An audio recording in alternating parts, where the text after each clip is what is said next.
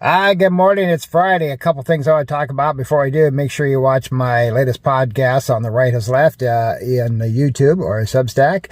So basically, I want to talk about two things that I just mentioned, and that is the Republican House has voted to say it's okay for ICE to come into your house, and if you're a United States citizen, to go ahead and remove you and deport you, just because maybe you pissed off Donald Trump or any other reason. So now that has to go before the Senate, of course. The Senate may have a few comments about that because it's just the House passing this. So let's see if the U.S. Senate has any common sense. The other thing is Donald Trump, with a stroke of a pen, stops all funding for national public radio and the public broadcasting system. These two entities are very important for bringing information, especially from and to rural communities.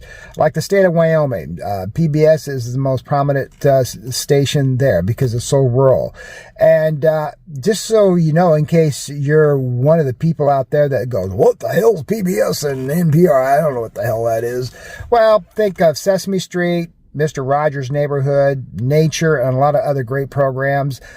Programs from over the pond in England that are broadcast on PBS. Great comedies, great dramas, and the McNeil-Lehrer Hour. You know, that's probably the reason Trump stopped funding, is he doesn't like perhaps it's a little bit liberal slant on the news. You know, he thinks the whole thing is anti-woke.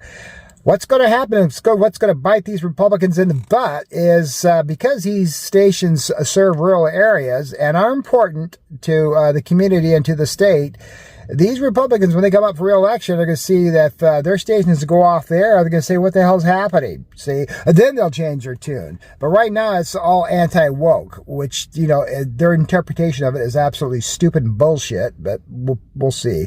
But write your congressman, write your senator and say you need to stop messing with funds for PBS and National Public Radio, because these two entities are essential to communication and getting the news out to rural areas, because they do more than just carry national programming.